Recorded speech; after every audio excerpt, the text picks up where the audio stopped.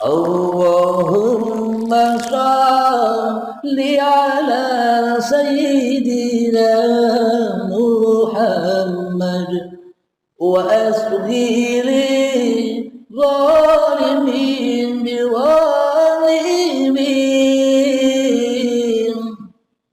wa akhrijna min bainihim salimin wa ala alihi wa sahbihi ajma'in. Karena kullu nafsin dha'iqatul maut, tiap diri-diri manusia pasti mengalami kematian, yakni ketika datang detik akil baligh mulailah manusia itu mati jiwanya. Ketika detik akil baligh mulailah manusia itu mengaku-ngaku bahwa ini hidupku, bahwa ini badanku, bahwa ini milikku, dan semua diaku-akui sebagai miliknya. Inilah yang dimaksud kullu nafsin dha'iqatul maut. Siapapun orangnya, apapun agamanya. Karena seluruh manusia itu tercipta dari kesucian, inna lillahi, darikulah yang suci manusia kuciptakan, kullu mauludin yuladu alal fitrah. Seluruh manusia yang terlahir ke dunia ini dalam keadaan suci bersih. Suci bersih maksudnya suci bersih dari pengakuan diri manusianya. Nah, siapakah orang kafir, orang syirik, orang musyrikin itu? Orang kufur di sisi Allah adalah orang yang mensekutukan Allah dengan dirinya di hatinya, yakni manusia-manusia yang belum bertuhan dan belum beragama di sisi Allah. Maka dari itu sempurnakanlah agama-agamamu. Di surat Al-Baqarah itu ada yang terjemahnya begini: wahai kaum muslimin, kaum mukminin, kaum Nasrani, kaum Yahudi, kaum Majusi, kaum Sabi'in, dan siapapun kamu, bila engkau beriman kepadaku dan engkau beriman kepada hari kemudian dan beramal soleh, bila tiga pokok pilar ini engkau praktekkan di hatimu, maka engkau akan kuberi pahala dan engkau tidak akan merasa takut di dalam kehidupan ini, karena Allah lah akan bersama mereka. Jadi pada intinya iman di sisi Allah itu bagaimana? Bukan iman-iman yang kita praktekkan selama ini di syariat. Imannya hanya iman-imanan. Imannya hanya sebatas keyakinan-keyakinan angan-angan saja. Tidak diaplikasikan imannya di dalam kehidupannya. Iman yang dimaksud Allah itu adalah iman-iman yang selama ini kita paparkan bersama. Iman yang bagaimana? Iman yang awaluddin ma'rifatullah. Awal suatu agama, bila kita ingin disebut beragama di sisi Allah, maka kenalilah Allah, pencipta diri manusiamu, pencipta seluruh manusia. Siapakah Allah itu? Allahu la ilaha illa huwal hayyul qayyum. Allah tiada Tuhan yang berhak disembah, dialah hidup yang kekal, lagi terus-menerus menghidupi ciptaan-ciptaannya. Maka kenalilah hidup itu. Hidup itu kan laisa kamislihi syai'un, tidak seperti apa-apa dan tidak seperti siapa-siapa, akan tetapi hidup bisa menciptakan, bisa mewujudkan apa-apa dan siapa-siapa. Coba dihayal hayati di hati kita. Bila tak ada hidup di dalam badan ini, apakah kita bisa tahu apa-apa? Apakah kita bisa mengenal siapa-siapa? Maka dari itu, hiduplah yang menciptakan apa-apa dan siapa-siapa di hadapan kita. Tanpa adanya hidup, kita tak akan bisa mengenal apa-apa dan siapa-siapa. Bila hidup itu seperti apa-apa dan siapa-siapa, coba cari. Bila hidup yang selama ini kita akui sebagai hidup kita, mestinya kita tahu, mestinya kita kenal bagaimana wajah hidup kita sendiri, bagaimana warna hidup kita sendiri, bagaimana wajah dan bentuk hidup kita sendiri. Mestinya kan kita tahu bila memang hidup ini hidup manusia kita.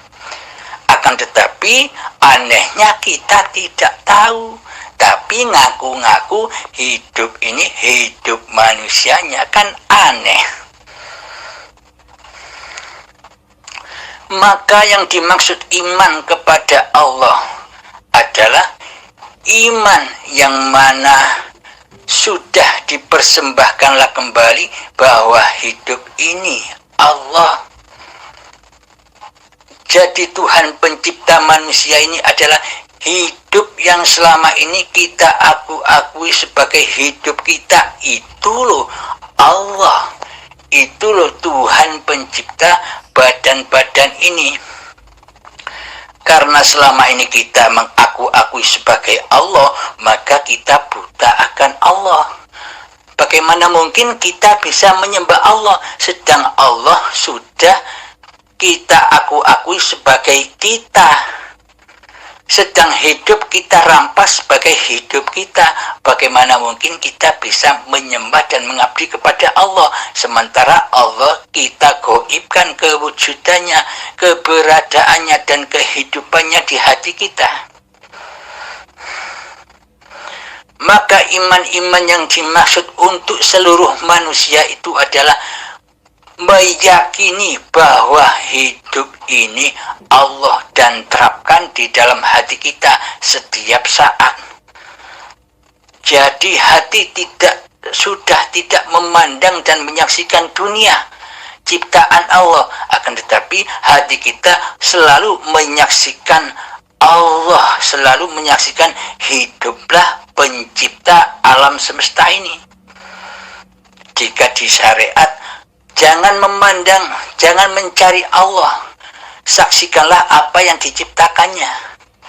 Akan tetapi bila di babakan hakikat makrifat kebalikannya. Jangan memandang makhluk. Pandanglah Tuhan pencipta makhluk.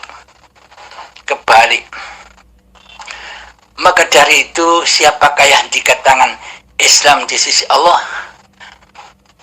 Yang dikatakan Islam di sisi Allah itu adalah manusia yang sudah mengenal Tuhannya, manusia yang sudah tahu bahwa hidup ini Allah. Inilah iman yang dimaksud di surat Al-Baqarah itu. Imannya seperti imannya para nabi dan para rasul.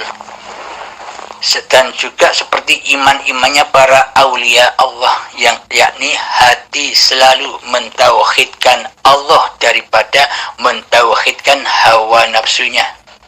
Hati selalu mengesahkan Allah daripada mengesahkan kewujudan diri manusianya di hatinya.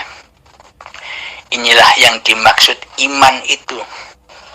Siapapun orangnya, apapun agamanya, bila mengenal Allah dengan iman-iman yang demikian, maka Islamlah ia di sisi Tuhannya, meskipun syariat-syariatnya berbeda. Karena apa? Karena bila sudah mengenal Allah, maka manusianya sudah tak bersyariat lagi. Karena yang ada hanyalah syariatullah, syariatnya hidup itu sendiri. Manusianya sudah tak bisa mengaku-akui ini syariat manusiaku, ini sholatku, ini puasaku, sudah tak bisa. Karena semuanya Allah lah pelakunya, Allah lah yang berafal di dalamnya. Kemudian percaya kepada hari kemudian. Apa hari kemudian itu? Setelah beriman kepada Allah dan kemudian beriman kepada hari kemudian, ketika hati hamba sudah tidak wujud lagi kehambaannya, maka yang ada hari kemudian. Siapa yang nyata di dalam hari kemudian itu? Yang nyata hanya Allah, yang wujud hanya Allah, yang hidup hanya Allah. Maka yang ketiga adalah beramal soleh.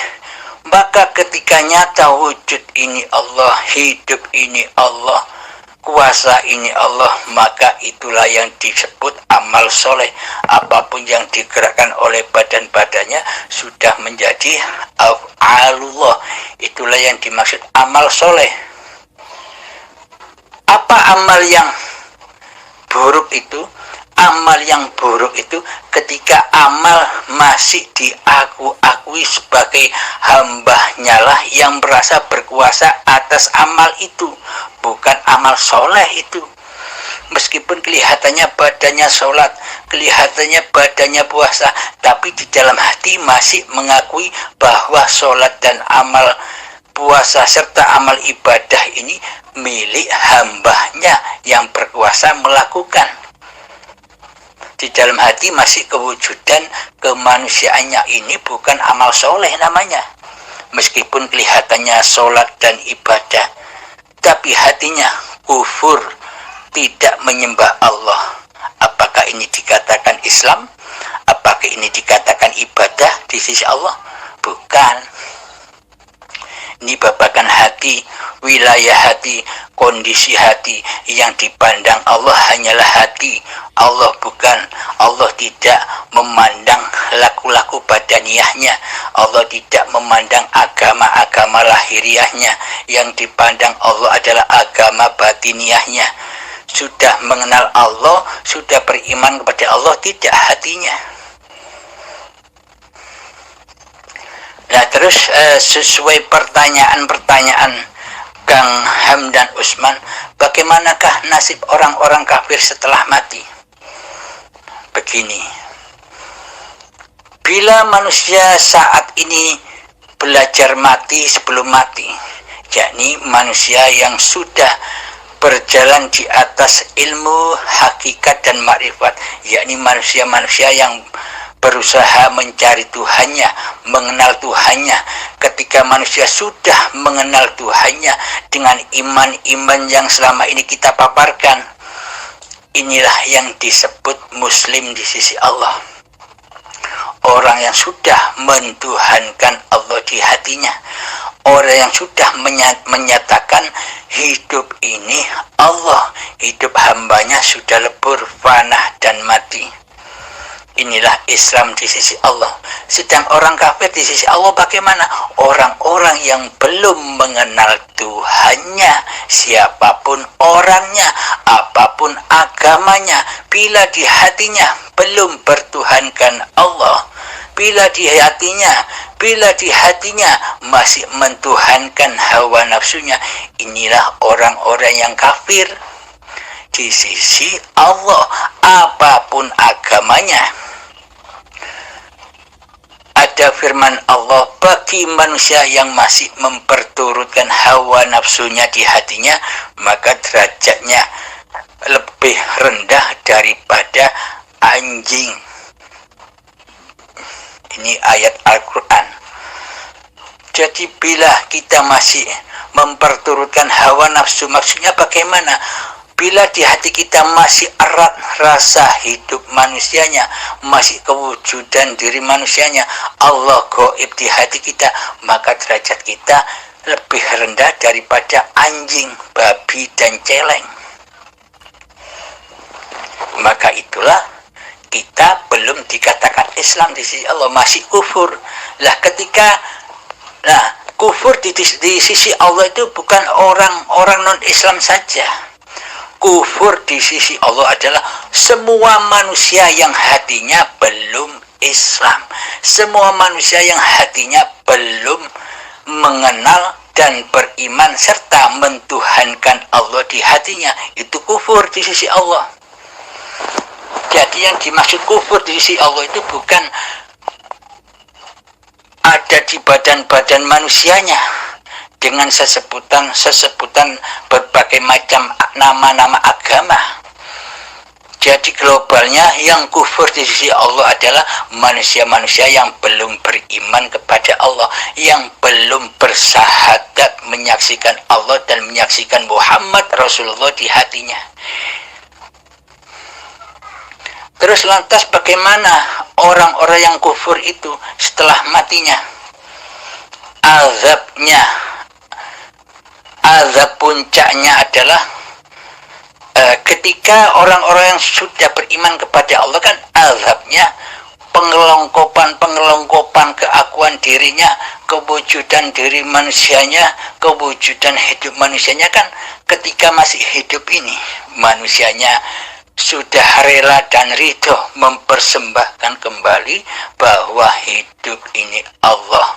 Nah, di dalam mempelajari, mengaplikasikan hati yang seperti demikian kan sangat amat sulitnya pencapaiannya.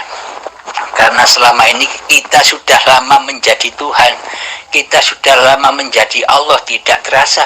Maka untuk mempersembahkan kembali kepada Allah, ini perjalanannya amat sulit sekali. Ibaratkan melewati Siratal Mustaqim, rambut dibelah 7 dan tajamnya 1000 pedang. Allahumma shalli ala sayyidina Muhammad wa asghiri zalimin biwalimin wa afrijna min bainihim salimin wa